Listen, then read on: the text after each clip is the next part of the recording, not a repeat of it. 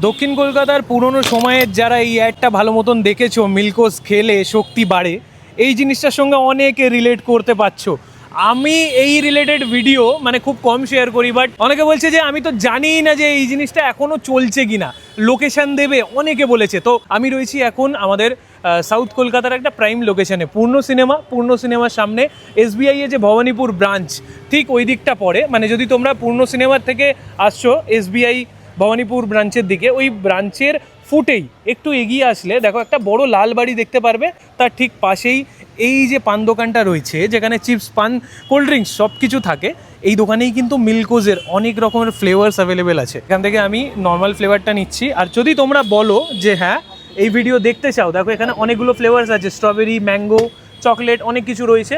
আমি কিন্তু তোমাদের জন্য বাকি ফ্লেভার্সের ভিডিও করব যদি এই ভিডিওতে তোমরা ভালো রেসপন্স দাও।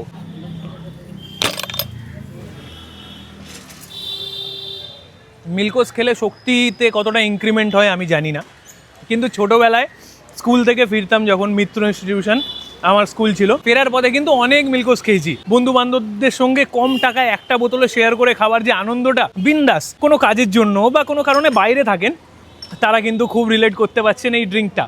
এখানে এখনও পাওয়া যায়, অলিতে গলিতে অনেক দোকানেই কিন্তু আমাদের মিল্কোস অ্যাভেলেবেল আছে। আর এটার মধ্যে তো যেমন সুন্দর এলাচের ফ্লেভার, সঙ্গে এই যে ঠান্ডা ঠান্ডা দুধের টেস্ট, দারুণ লাগে বস। বন্ধু বান্ধবদের সঙ্গে এখানে এসে চিয়ার্স করতে একদম ভুলবেন না।